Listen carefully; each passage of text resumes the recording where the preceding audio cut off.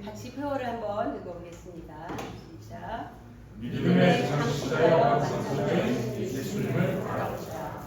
네, 올해 작년 계속해서 숙제는 우리가 예수님을 바라볼 때 우리의 모든 믿음의 삶의 키가 여기 있습니다. 이거는 우리가 늘 듣는 그냥 지나가는 말씀이 아니라 정말 우리가 생명처럼 꼭 붙들어야 되는 그런 말씀입니다. 우리가 지금 계속해서 세 부류의 새로운 관계에 대해서 이야기하고 있습니다.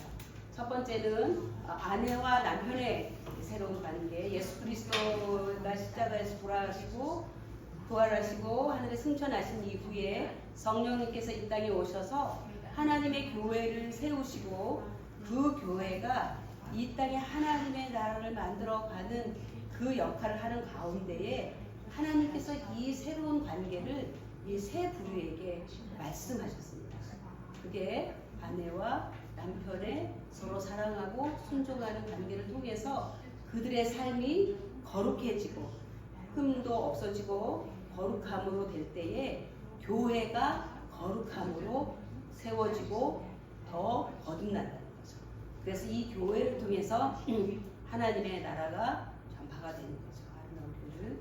두 번째는 자녀와 부모와의 관계이죠. 자녀는 절대적인 권한을 주신 부모에게 순종하라는 거죠. 남편과 아내는 남편의 사랑에 대한 아내의 사랑으로 복종하라고 했어요. 그런데 자녀들은 그런 거에 상관없이 자녀로서 부모에게 순종하라는 거죠.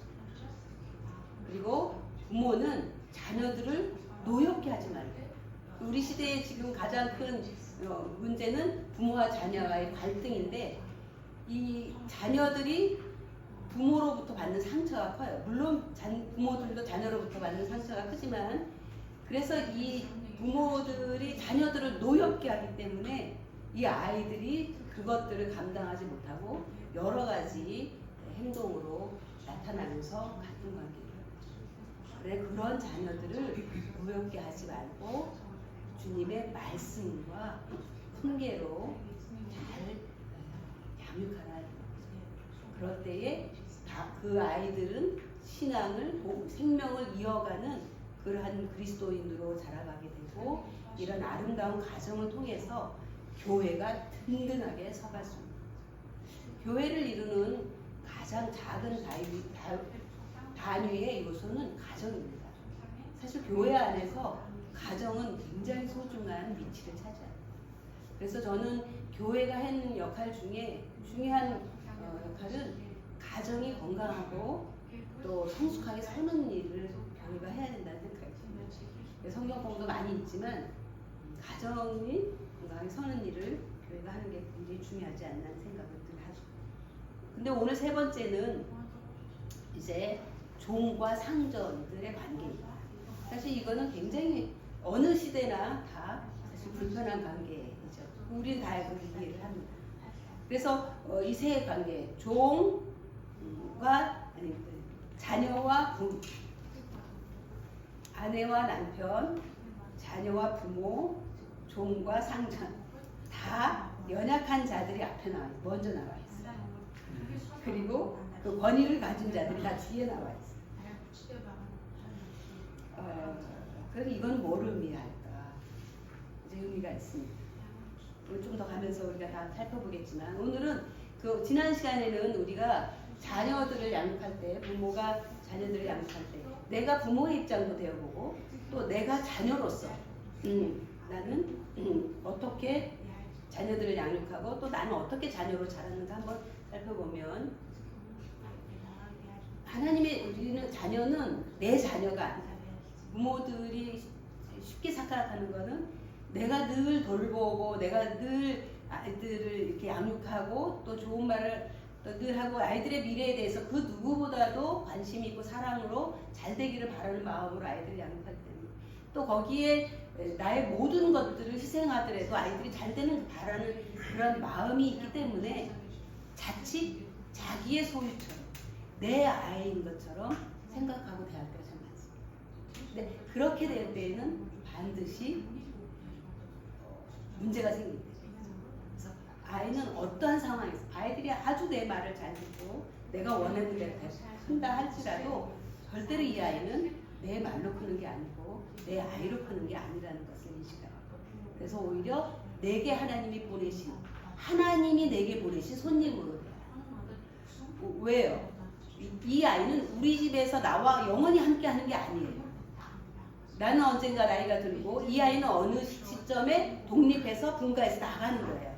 그래서 내가 가정을 이루고 살았던 것처럼 이 아이들은 우리 가정을 떠나서 또 다른 가정을 이루고 또 살아가는 독립적인 존재로 살아가는 거예요. 그런데 그 아이들이 그렇게 독립적으로 살아갈 때에 우리 가정에서 그 삶을 배워서 나간다. 그거를 우리에게 맡기신 거예요. 하나님이 직접 가르칠 수가 없으니까 오늘 우리를 하나님의 대리자로 세워서 우리를 통해서 하나님의 자녀로 하나님을 따르는 삶을 살아가는 자녀로 좀 키워줄래? 이 아이들을 양육해줄래? 해서 우리에게 보냈고 때가 되면 이 아이들은 우리가 살게 됩니다. 그리고 이 아이들은 우리 가정에서 배운 대로 살아가게 됩니다. 그래서 저는 가장 중요한 것은 부모가 한 가지를 자녀에게 줄 수 있다면 그것은 구원이에요. 영원한 생명. 그럴 일은 없지만 온 우주, 이 한국의 모든 것들을 다 아이들에게 줄 수 있는 기회가 생긴다 할지라도 그걸 버리고 이 아이에게 영원한 생명을 얻는지 못 얻는지 그것을 살펴서 그것을 주라는 거예요.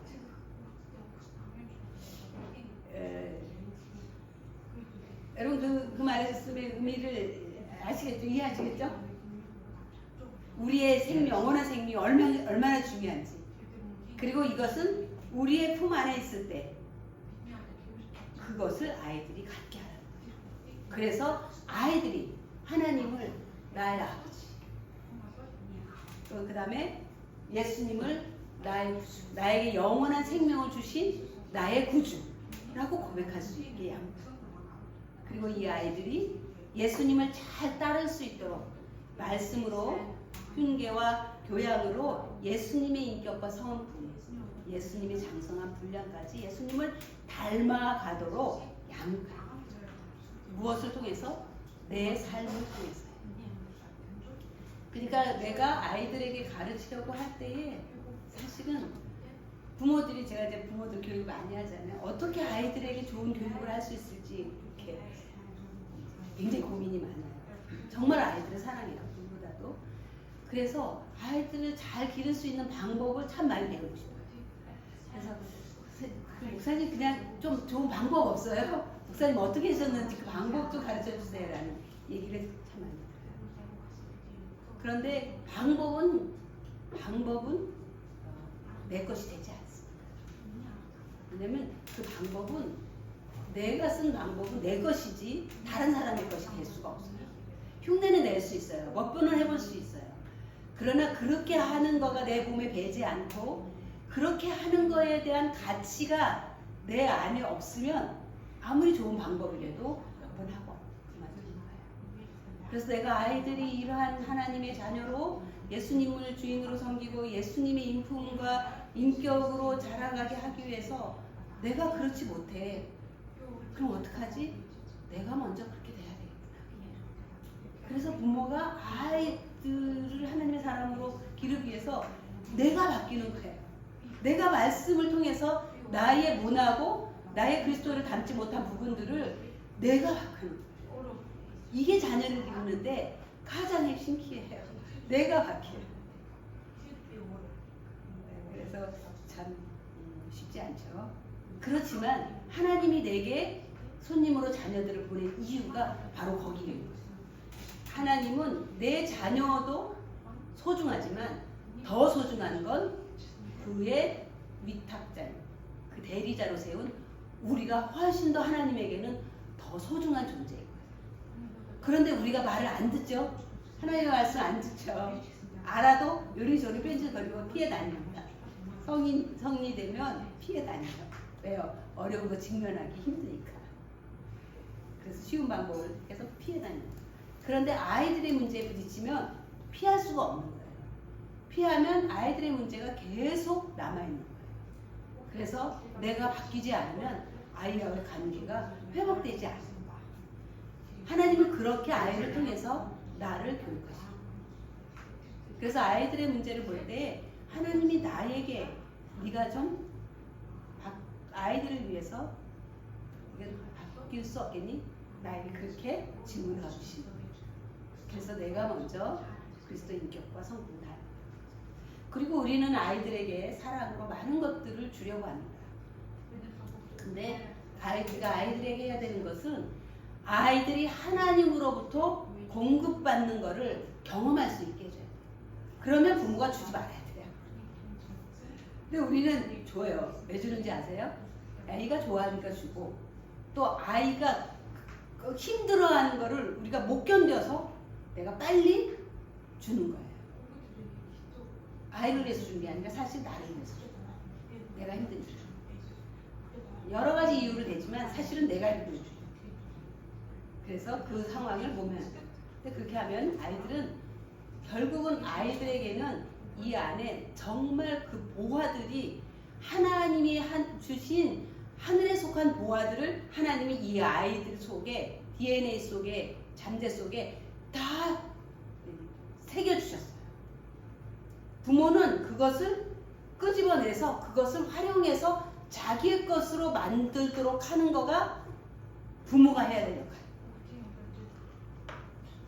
그런데 그걸 하지 않고 부모가 계속해서 아이들에게 무언가 자꾸 필요한 것들을 먼저 주면 아이들은 그것을 끄집어내서 사용하지 않고 쉬운 부모로부터 받는 것들을 먼저 받는 것을 찾는 거예요.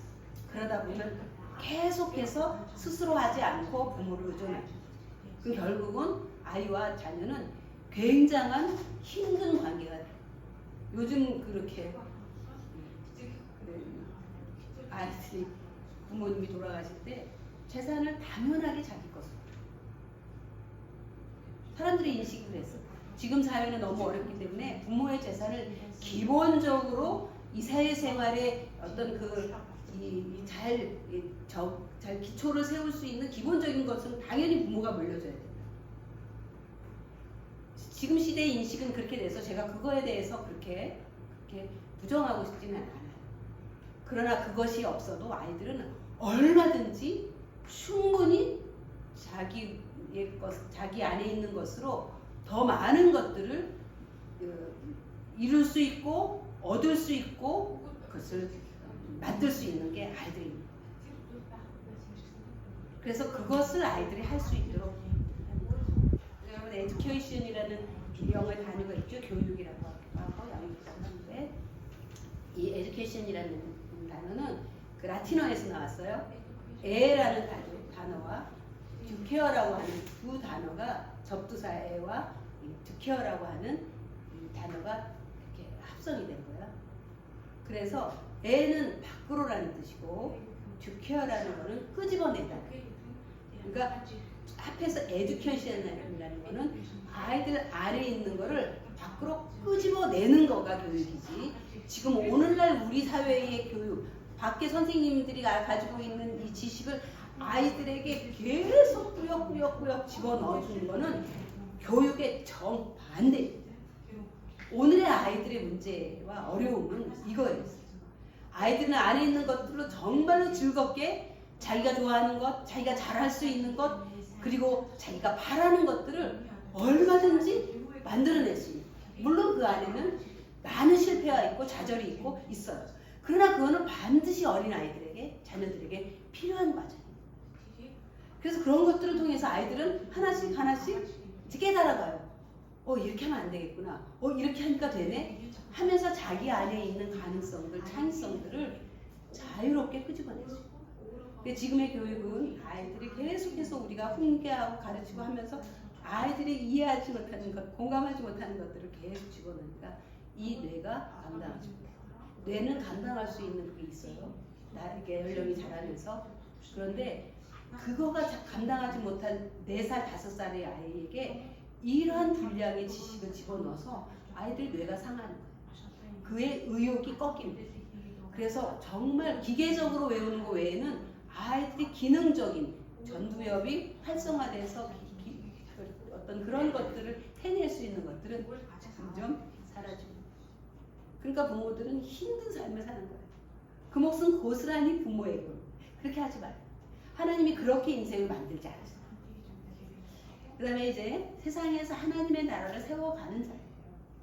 내가 원해서 또 우리 아이들이 개인의 삶을 잘 사는 걸로 아이들을 기르는 게 아니라 이 아이는 하나님의 나라를 가슴에 품고 자라도록 해주는 거예요.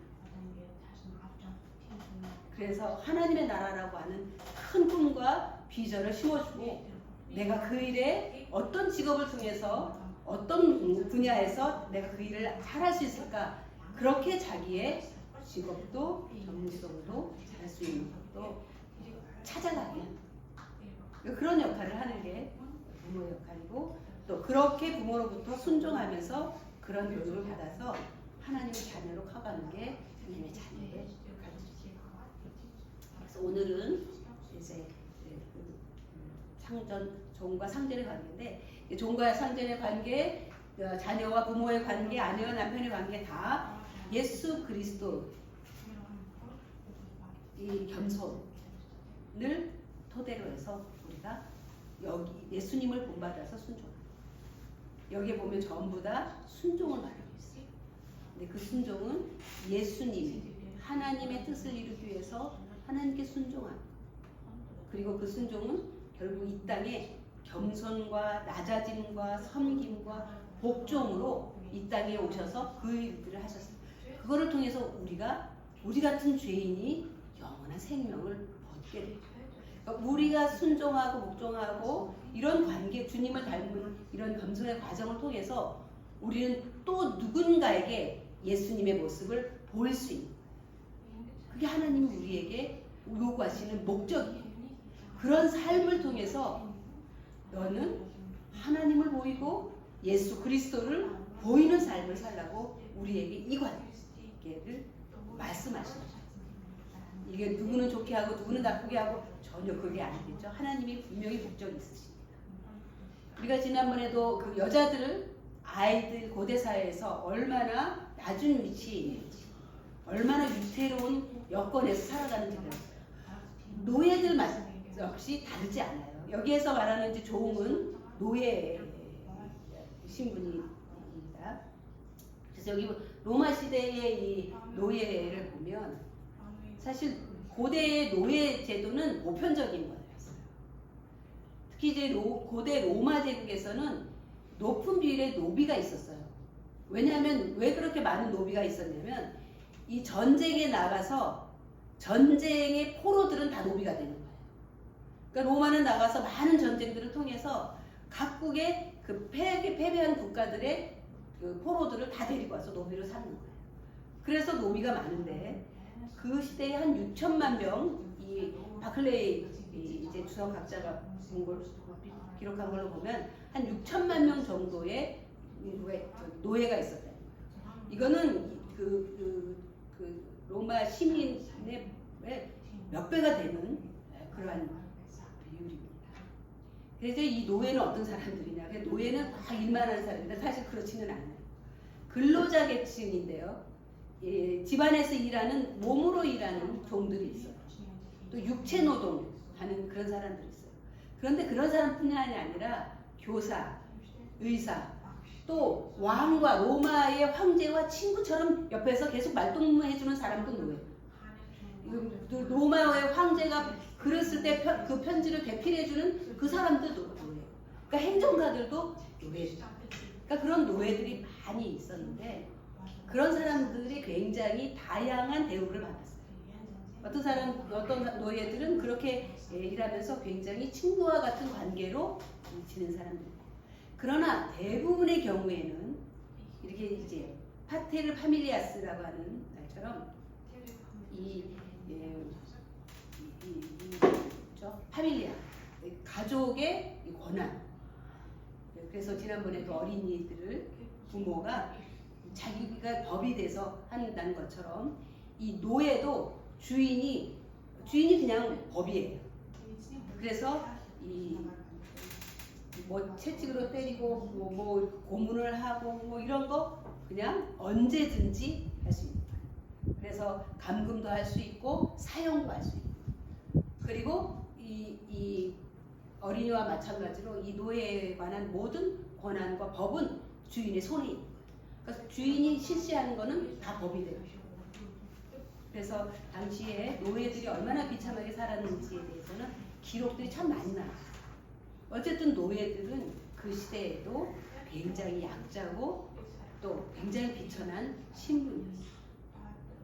그런 노예들에게 지금 말하고 있는 거예요. 우리 노예들에게 종들에게 한 4가지 구절이 있는데요. 이 4가지 구절의 특징이 있습니다. 전부 다 4절에서 전부 다 주님과 연결이 되어 있어요. 그분의 그 종들의 순종은 전부 주님과 연결되어 있어요. 상전과 연결되어 있지 않아요. 사람에게 연결되어 있지 않아요. 그래서 5절에 보면 네가 순종하기를 그리스도께 하라. 6절에서는 그리스도의 종들처럼 마음으로 행하라. 7절은 기쁜 마음으로 섬기기를 죽게 하듯 기쁜 마음으로 하라. 사람들에게 하지 않아요. 8절에는 주께로부터 그대로 받을 줄 알고 믿고 하라는 거예요. 그러니까 네가 수고하고 종을 섬기고 선을 행하고 그 무슨 일을 하든지 주께로부터 그대로 받을 줄을 알고 하라.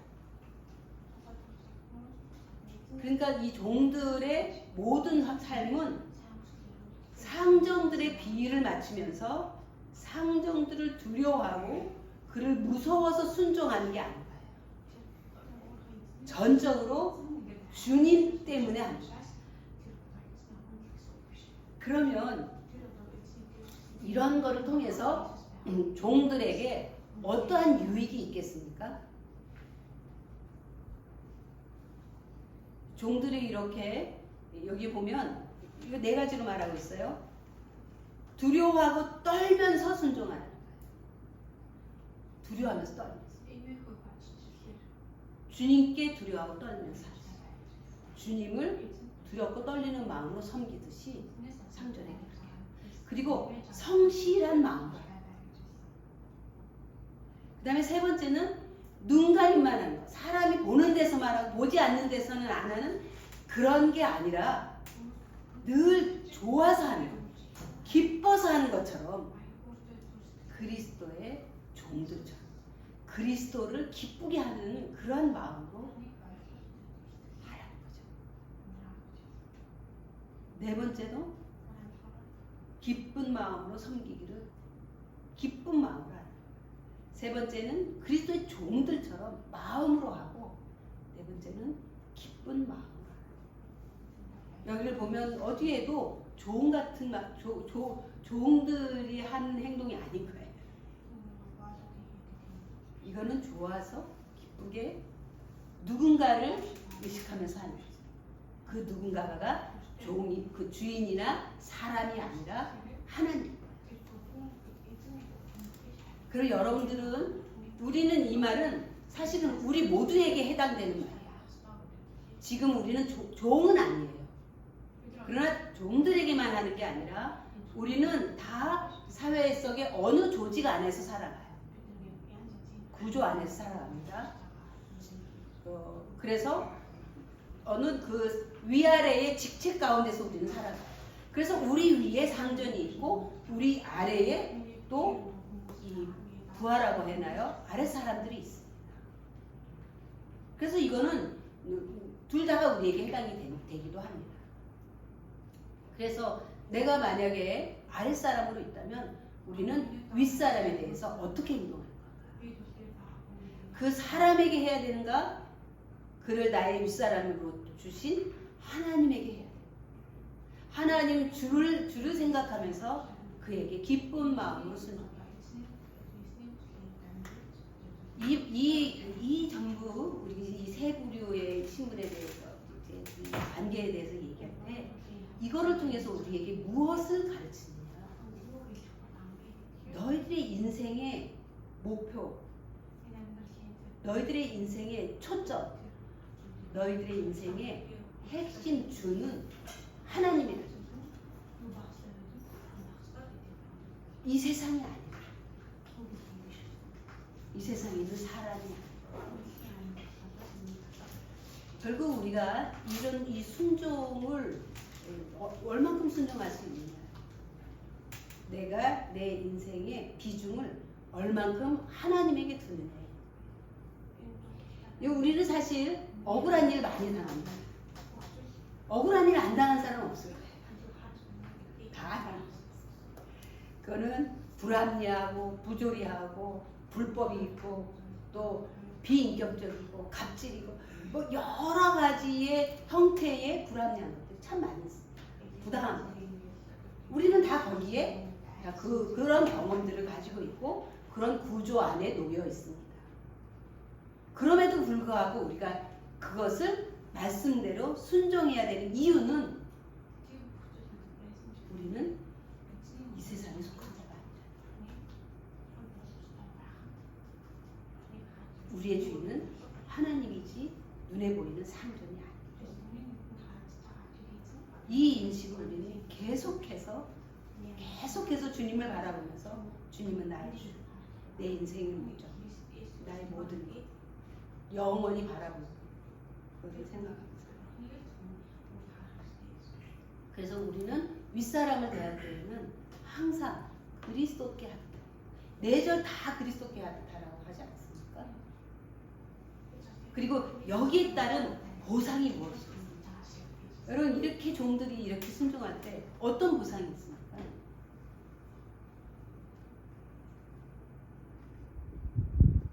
한편으로는 바보라고 많은 무시를 당할 수도 있어요. 요즘 같은 시대에는 정말 이거는 견디기 어려운 거죠. 갑질 중에 갑질이죠. 이 상전. 그런데 그래도 하라고 하는 이유가 있죠. 그 종을 통해서 하나님이 영광을 받으십니다. 그 종을 통해서 하나님의 나라의 질서가 세상에 드러납니다. 우리나라의 초기에 우리나라의 초대 교회들의 역사를 보면 참 이 성경에 기록된 이 초대 교회의 모습과 비슷한 게 많아요. 우리나라에도 초대 교회에는 종과 상전이 종과 상민과 양반이 같이 예수님을 믿고 같이 세례를 받기도 했어요. 그래서 그게 불편한 사람들은 따로 나가서 양반 교회를 세운 거예요. 승동교회. 또 그래서 또 상민들의 교회를 따로 모이기도 했긴 했어요. 그러나 또 다 같이 모이기도 했어요. 그런데 이 장로 투표를 했는데 상민이 장로가 돼요. 천민. 그리고 양반은 떨어지는 거예요. 그런데 놀랍게도 그 장로님, 그 양반 집사님은 끝까지 그 종되었던 자기 집의 종이었어요. 종인 장로님을 마음으로 섬기는 거예요. 그거를 통해서 교회 안에 하나님 나라의 질서와 법이 어떤 건지를 정말 눈으로 보는 거예요. 하나님의 영광이 드러나고 하나님의 차별 없으니 그들을 통해서 보여지는 거예요. 그래서 이 일을 통해서 이 세상에서 눈에 보이는 유익은 그런 거예요. 그러나 여러분 하나님이 왜 이런 일을 우리에게 시키시겠어요? 왜 이런 일을 시키시겠어요? 그다가 우리를 주님의 거룩한 신부로 만드시고 그래서 하나님의 나라에서 우리를 영광스러운 하나님의 주님의 신부로 받아들여서 영원토록 그 영광 가운데 우리를 살게 하고 싶은 거예요. 왜 그렇죠? 그는 우리 아버지시기 때문에 그리고 그 주님은 우리의 신랑이기 때문에 여러분이 자녀들에게 바라는 게 있습니까? 그 우리의 바람에 비교할 수 없는 영광스러운 것으로 우리에게 바라는 것이 바로 아버지의 이 말씀 속에 들어있는 뜻이에요. 이 땅에서 그 허접한 영광, 그 허접한 평화, 그 평안, 그리고 이 세상에서 조금 잘 사는 것으로 너희의 영원한 것들을 뺏기지 말라. 우리는 이 세상이 비교할 수 없어요. 하늘에. 그걸 믿으십니까? 믿으십니까? 아멘 하십시오. 아멘. 정말 믿으시면 아멘 하십시오. 이거는 신화에 나오는 이야기가 아니에요. 우리를 어리석게 사로잡기 위해서 하나님이 하시는 말이야. 많은 무신론자들은 사람들을 세뇌시키고 또 중독시켜서 이 사람들을 복종시키고 그들을 마음대로 조정하기 위해서 이러한 것들을, 이런 권위를 만들어내서 그들에게 복종시키는 종교다라고 이미 이 마르크스, 다윈, 프로이드 이들이 강력하게 주장해서 오늘 이 시대에 이러한 권위들을 짓밟는 이러한 흐름들과 사상들이 들어옵니다. 여러분, 그거는 우리가 받아들일 게 아닙니다. 이 세상의 평등, 평화, 뭐 권리, 권한, 인권, 이거에 속지 마시기 바랍니다. 그거가 나쁘다는 얘기가 아니에요. 그러나 하나님의 질서를, 이 하나님의 나라의 이 질서를 무시하고 하는 인권은, 여러분, 그거는 우리를 속이는 잘못된 사상이고 철학입니다. 우리는 살아계신 하나님을 좀 더 볼까요? 그 다음에 상전들에게 말해요. 상전들아, 그들과 너희의 상전이 하늘에 있다. 너희가 상전이라고 의심되지 마라. 너희의 상전도 하늘에 있고 그 종들의 상전도 나다라는 거예요. 그래서 상전에게는 세 가지를 얘기했어요. 너희도 그들에게 이와 같이 하라. 그들이 너희에게 죽게 하듯 한다면 너희들도 종들에게 죽게 하듯 하라.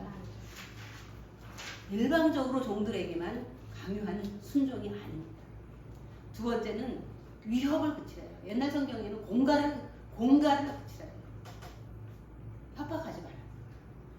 자기가 가지고, 상전이 가지고 있는 이 권위로 윽박질러서 두렵게 해서 자기가 원하는 것을 얻어내려고 하는 그러한 일을 하지 말라. 왜냐하면 그들의 상전은 그들은 내가 다스린다. 네가 다스리려고 하지 마. 우리가 누군가를 지배하려고 할 때 항상 두려워하게 생각할 게 하나 있어요. 우리는 누구를 지배하고 누구를 내 마음대로 원하는 대로 만들려고 할 때 생각해야 될 건 그들의 주인은 하나님이시고 그들을 바꾸는 거는 그들의 주인이 하나님이 하시는 거예요. 내가 그들의 주인이 있는데 내가 주인처럼 그들에게 하면 안 돼. 종들이 마찬가지야. 그들의 주인이 하늘에 있는데 내가 주인인 것처럼 하지 말라. 너희는 주인으로서 필요한 일만 하라. 내가 준 권위 안에서만 하라. 그래서 그들과 너희의 상전이 하늘에 계시고 하나님은 사람을 외모로 보지 않는다.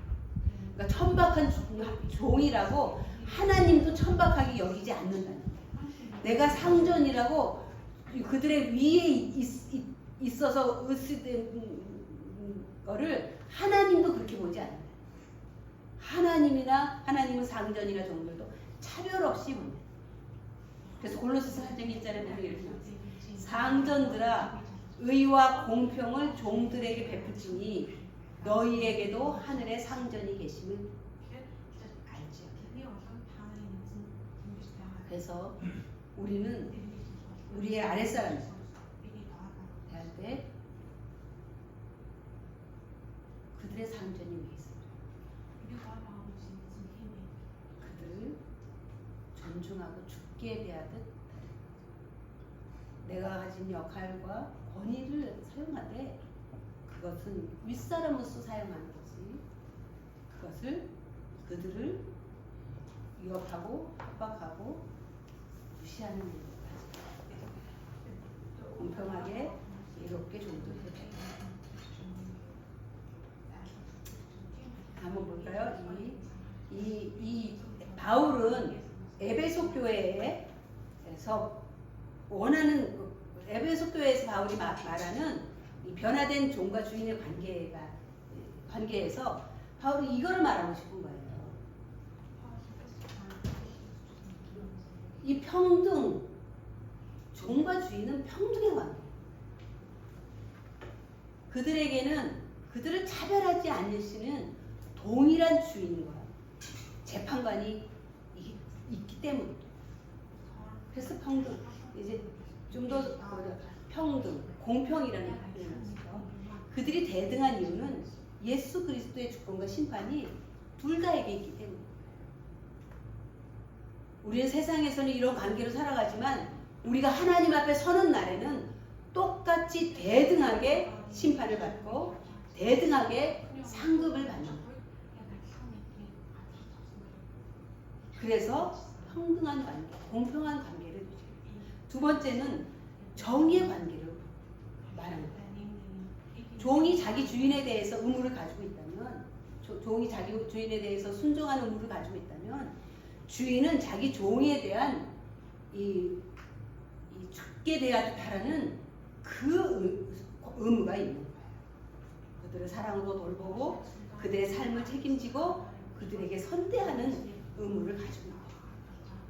의무와 권리를 둘 다 가지고 있어요.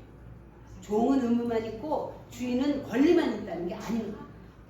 종도 의무가 있고 권리를 받고 주인으로부터 존대를 받을 권리가 있고 주인도 상전도 종에 대한 자기의 의무가 있고 순종을 받을 권리가 같이 있다. 언제나 같이 있다. 그러니까 위치와 역할이 다른 것뿐이지 그것이 어떤 위아래 차별이 있는 거가 아니라는 거죠.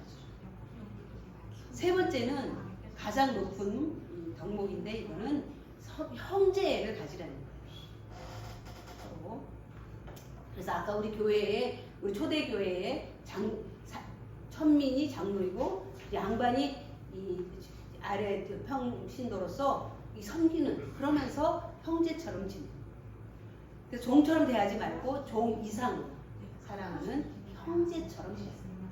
그래서 빌레몬서 보면 이렇게 있죠. 이후로는 이 바울이 빌레몬에게 보낸 편지예요. 누구에 대해서? 빌레몬의 종으로 있던 오네시모가 도망갔어요. 도망갈 때 돈을 훔쳐가지고 도망갔어요. 그러다가 나쁜 짓을 하다가 로마 감옥에 잡혀왔어요. 잡혀서 로마 감옥에 갇혔어요. 그런데 거기에서 바울을 만나요. 그리고 오네시모 종 오네시모는 바울로부터 복음을 듣고 하나님의 자녀가 된 거예요. 그래서 이제는 바울과 함께 복음을 전하는 자가 되고 그러한 오네시모에 대해서 빌레몬에게 편지를 보내서 이후로는 종과 같이 대하지 말고 종 이상으로 곧 사랑받는 형제로 둘자라. 그래서 오네시모는 너와 함께 하나님의 형제된 자니 종같이 대하지 말고 형제로 대하라. 그래서 네가 원한다면 내가 그를 너에게도 보낼 수 있다고 말해요. 그래서 오네시모는 바울과 함께 이제 복음을 전하는 하나님의 종으로 형제처럼. 여기서 이제 마지막으로 정리하면서 우리 한번 살펴보고 싶은 것은 세상의 법보다 상위법인 하나님의 말씀. 하나님의 말씀은 세상의 법보다 상위법. 다시 말하면 한번 전에 얘기했고요. 미국은 동성애를 법으로 허락했습니다. 미국 국민은 동성애를 다 받아들여야 돼요. 그러나 기독교인이 그거를 받아들여야 될까요? 나라의 법인데? 아닙니다. 크리스찬들은 나라의 법이지만 그걸 받아들이면 안 돼요. 왜냐하면 나라의 법보다 더 상위법인 하나님의 법이 있기 때문입니다. 그래서 나라의 법과 하나님의 법이 서로 상충될 때에는 하나님의 법을 따르라. 이게 우리가 따라야 될 세상에서의 삶. 그러면 여기 보면 로마서 13장 1절에 보면 각 사람은 함께 읽어볼까요? 시작. 각 사람은 위에 있는 권세들에게 복종하라. 권세는 하나님으로부터 나지 않음이 없나니 모든 권세는 다 하나님께서 정하신 바라.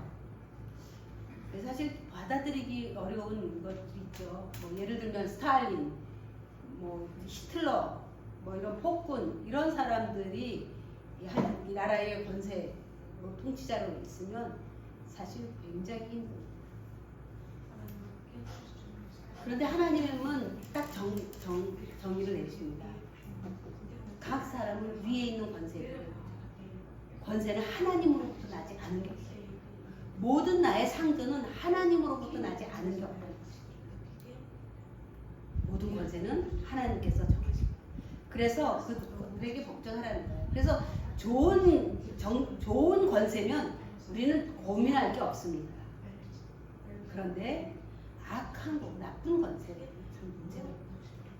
그러니까 주님을 믿는 하나님의 백성들은 세상에서의 모든 지위와 권위를 하나님께서 주셨음을 받아들이고 순종하는 것입니다. 일단 이걸 받아들이시죠. 아멘 하시겠습니까? 이거는 우리가 따라야 돼요. 그래서 로마서 12장에 보면 계속해서 나와요. 악을 악으로 갚지 말고 악을 선으로 이기라. 원수 갚는 것은 내게 있으니 내게 맡기라. 그래서 이거를 권세를 받아들여요. 두 번째는 비록 악한 상권, 악한 지도자, 악한 정부와 통치자라고 할지라도 하나님께서는 그들을 들어서 믿는 신앙인들을 단련시키고 그들을 통해 거룩한 교회를 만드십니다.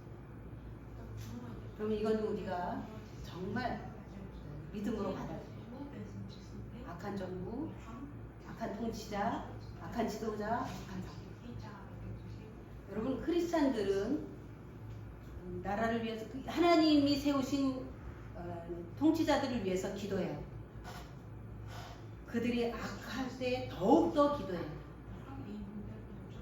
그리고 악해서 불법을 나라에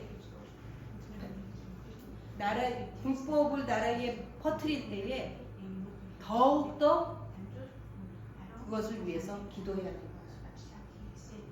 여러분 우리는 피할 생각을 하니까 이런 것들이 다 부당하다고 여겨지는 것입니다. 그런데 성경에 나온 모든 시대는 다 이랬습니다. 이런 속에서 그 정권이, 그 정부가, 그 권세가 바로 되기를 위해서 기도했고, 여러분 대표적인 게 누구입니까? 바울 자기 아닙니까? 자기? 얼마나 악하게 예수 믿는 사람을 잡아 죽이고 스데반이 죽을 때에 거기에 증인으로 서서 죽이는 데에 동조한 사람 아닙니까? 그런데 믿는 사람들이 그를 어떻게 하려고 하지 않았어요. 그를 제거하려고 하지 않았어요. 그들을 타도해야 된다고 회당에 모여서 성토되어야 하지 않았어요. 결의하지 않았어요. 그들은 그를 위해서 기도했어요. 결국 그들의 기도가 그들을 돌이키게 한 거 아닙니까? 우리 하나님 뜻도 있었지만 그러한 과정이 있습니다. 우리는 그래서 우리가 나라를 위해서 기도해야 되는데, 여러분 지금 우리가 얼마나 나라를 위해서 기도해야 됩니까? 그런데 비난을 하지만 나라를 위해서 기도하지 않습니다. 그러면 우리는 정말로 하나님의 말씀에 순종하지 않고 핑계만 대는 자들. 정말 나라를 위해서 기도해야 되고, 정치하는 사람들을 위해서 기도하고, 잘못 행하는 지도자들을 위해서 기도해야 되고, 악한 사람들을 위해서 기도해야 되고, 또 나 또한 그런 사람이 되지 않으려고 합니다. 그런 일들을 통해서 어떤 일이 이루어져요? 지도자들이 변하고 나라가 바뀌어가고 나라가 변화되어 가는. 나라가 무엇을 통해서 변합니까? 하나님이 어느 날 오셔서 딱 군대들 이끌고 와서 나라를 바꾸십니까? 통치자들 바꾸십니까? 믿는 사람들이 기도를 통해서 그 일을 하시는 거예요. 여러분 우리가 불만스럽습니까? 나라를 위해서 기도해야죠. 북한을 우리가 쳐들어가서 그 정권을 없앨 것입니까? 북한의 정권이 무너지고 나라가 복음으로 하나가 될 수 있도록 기도해야 돼요. 이런 모든 악한 일들은 믿는 자들을 깨우는 하나님의 방법. 고통은 하나님이 믿는 자들에게 귀에 확성기를 대고 말씀하시는 것이다. 우리가 고통스러운 이런 상황들을 볼 때 정말로 기도해야 돼요. 하나님을 믿는 자라면 정말로 기도해야 돼요. 정말 나라가 바뀌기를 바라고 북한이 모든 그런 그 공산 정권에 바뀌도록 기도해야 돼요. 마지막으로 하나님의 법은 이 세상에서 통용되는 권리, 의무. 우리는 얼마나 그게 잘 돼 있습니까? 시대가 갈수록 이거는 너무나 더 잘 문서가 되어 있지 않아요? 그래서 목사님 얘기하는 건 학교에 수도 없는 공문들이 너희들 이러한 권리와 의무를 다 알아. 하지 않아도 돼야 될 수많은 것들을 법제화하고 문서화해서 사람들에게 그걸 지키라고 계속해서 너의 권리를 찾아라 해요. 권리. 정의와 평등 이런 것들을 내세우지만 이러한 것들은 너의 권리를 찾으라. 그리고 권위에 순종하지 말라. 하나님의 말씀과 반대로 상충이 되잖아요. 그런데 하나님의 법은 이런 것들이 있습니다. 그래서 우리는 세상에 살지만 중요하죠. 세상에 살지만 우리의 소속은 그리고 정체성은 하나님의 나라예요. 모든 순종의 대상은 하나님이시고 우리의 정체성과 하늘에 있기 때문에 우리의 소속이 하늘이기 때문에 이 땅에서 그리스도인으로 바르게 잘 살아야 돼요. 내가 비록 그렇게 살지 못하지만 우리는 이렇게 살아야 된다는 이 우리의 역할과 정체성은 깨닫고 있어야 돼요. 그리고 이게 조금씩 말씀으로 바뀌어 가기를 사모하고 살아야 됩니다. 이런 의식도 없이 그냥 생각 없이 살면 우리는 그냥 세상에 휩쓸려서 세상에 소속된 자로 바뀌어가요. 정체성도 잃어버리고. 그래서 우리는 결국 아무런 힘을, 능력을, 영향력을 되지 못하는 그런 삶. 그러나 이렇게 철저하게 하늘에 속한 자로 하늘의 정체성을 가지고 사는 사람들은 이 땅에 부당하게 보는 것도 하나님을 생각하면서 그것들을 바꿔갈 수 있어요. 부당한 요구에 대해서도 하나님을 바라보면서 죽게 하듯 할 수 있어요. 이게 손해보는 거 아니에요. 이게 무시당하는 거 아니고 이게 바보 되는 거 아닙니다. 정말로 이렇게 해보세요. 이 안에 우리의 힘과 우리가 세상에 알 수 없는 그 능력의 신비를 이 안에서 우리는 그 안에 있는 기쁨을 우리는 경험할 수 있습니다. 이 말씀이 아멘입니까? 네. 함께 같이 기도하겠습니다. 하나님, 우리를 이 세상에 살지만 이 세상의 법보다 하나님 나라에 소속되고 정체성을 가진 자로 하나님의 말씀을 우선으로 살아야 되는 것을 깨닫습니다. 그러나 이 세상과 분리된 삶이 아니라 철저하게 이 세상에서 죽게 하듯 섬기며 순종하며 복종하는 삶을 살아야 됨을 믿습니다.